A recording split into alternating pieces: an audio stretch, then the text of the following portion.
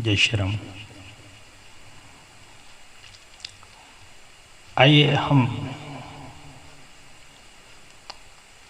केवट प्रसंग की कथा का रसास्वादन करें। प्रभु रामचंद्र जी ने सुमंत जी को अवध भेजा और वह गंगा के किनारे आए। साथ में निखात राज हैं।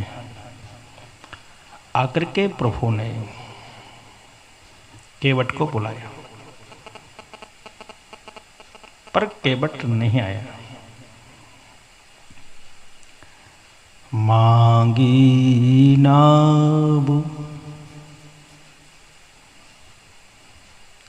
मांगी नाव, मांगी नाव, न केवट आना। मांगी नाव, न केवटु आना। कहे हो तुम्हार मरम मई जाना। मांगी नाव। भगवान ने केवट से कहा कि भैया नाव लेकर के आओ। तो नहीं आया। केवट मना कर दिया, नहीं आऊंगा। बोले भैया क्यों नहीं आ रहे हो? तो केवट ने कहा कि मैं तुम्हारे मर्म को जानता हूं। तब तो लखनलाल जी को, लक्ष्मण जी को बड़ी हंसी आई। विधि हारी शंभु नचा बनिहारे। जो ब्रह्मा विष्णु भगवान शिव को न जाने वाले हैं, वह भी इनका मर्म नहीं जानते। तब ये पामर जीव साधारण सा एक केवट कहता है कि मैं तुम्हारे मर्म को जानता हूं। बड़ी अद्भुत बात है।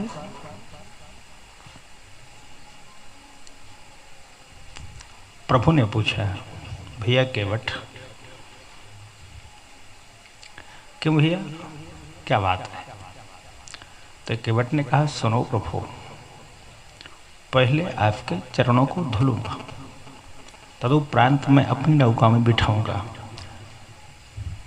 प्रभु ने कहा प्रेम से, अरे भैया ये बताओ, आखिर हमारे चरणों में क्या प्रभाव है? क्यों आप इस प्रकार से धुलना चाहते हो? केवट का भाव देखिए।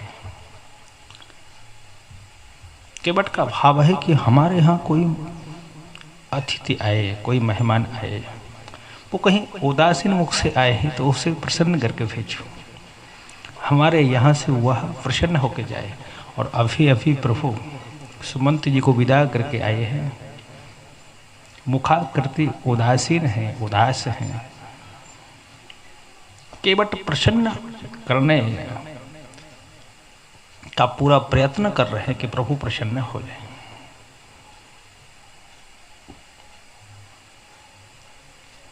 केवट ने कहा, प्रभु इसीलिए मैं निवेदन कर रहा हूं, पहले चरणों को धुलूंगा, तदुपरांत मैं आपको गंगा के उस पार करूंगा। प्रभु ने पूछा, भाई कोई कारण तो होगा, क्यों आप इस प्रकार से जिद कर रहे हैं? क्यों मेरे पाद पद्मों को प्रक्षालन करना चाहते हैं? तो केवट ने कहा, केवट बोला कि छुअत शिला भई। केवल स्पर्श मात्र से शिला सुंदर नारी में परिवर्तित हो गई। छुअत शिला भई नारी सुहाई। पाहन तेना काठ कठिनाई। प्रभु कहीं मेरी नौका एक नारी बन गई तो फिर मैं क्या करूंगा?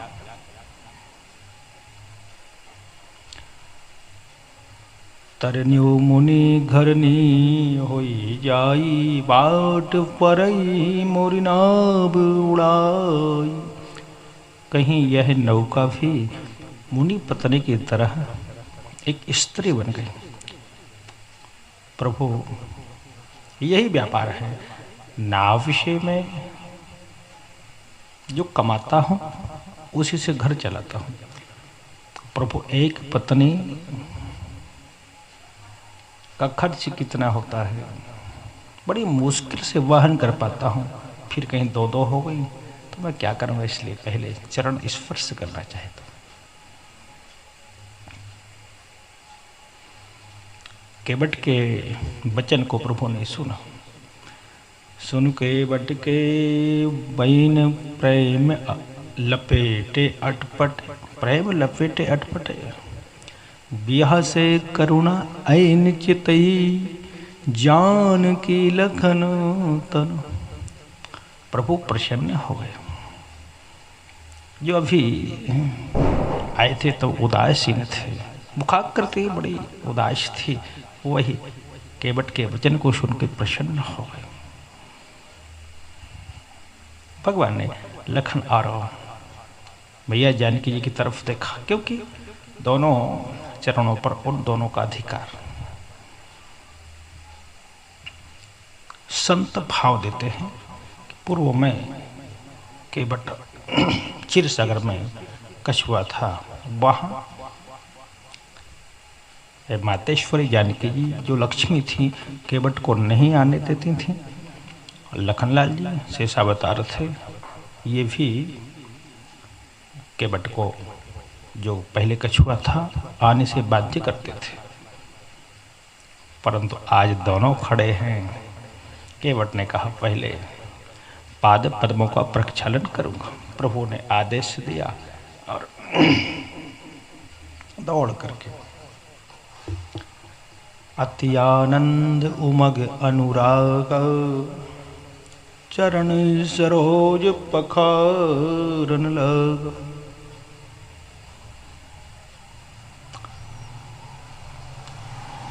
कठबता गंगा जल से भर के लाया केवट। प्रभु ने एक पैर को रखा। केवट की इच्छा कि दोनों कदमों को रखें, प्रभु मुझे पकड़ लें तो मैं धन्य धन्य हो जाऊंगा। चरणों को धुला और इस प्रकार से पद वखार जलु पानी करी आपु सहित परिवार, पितर पार करी प्रभु पुनि मुदित गयो ले पाओ। मुदित गयो ले पार। चरणों को धुला, जलपान किया, अपने पितरों को स्वर्ग में भेज दिया, उद्धार कर दिया और प्रभु को और केवट ले गया गंगा जी में। और गंगा जी में ले जाकर के केवट गोल गोल चक्कर घुमाने लगा। प्रभु ने केवट से कहा, केवट से बोले प्रभु क्यों भैया? अरे केवट 14 वर्ष यही बिता दोगे क्या? पार तो करो। केवट ने पूछा प्रभु से, क्यों आनंद नहीं आ रहा है? आप तो हमें 84 में घुमाते हो, 84 लाख योनियों में, तो इसलिए कि मुझे 84 लाख योनियों का चक्र ना काटना पड़े।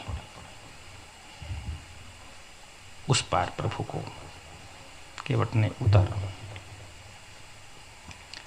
केवट उतर दंडवत कीन्हा,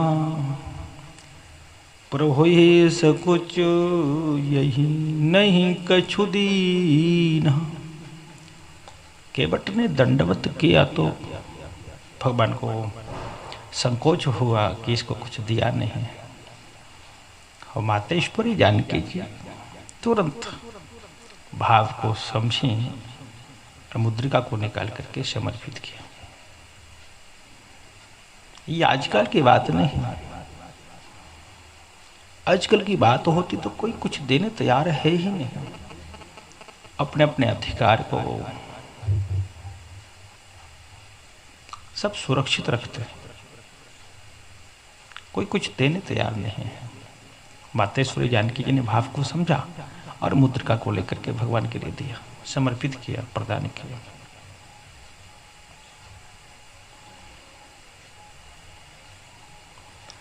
कहे हो कृपाल ले उतराई, प्रभु ने कहा उतराई लीजिए। पर केवट ने भगवान के पैरों को पकड़ लिया और व्याकुल हो गया। बोले प्रभु माफ करें। अरे मैया कैकेयी ने भी जानकी जी के आभूषणों को नहीं उतरवाया।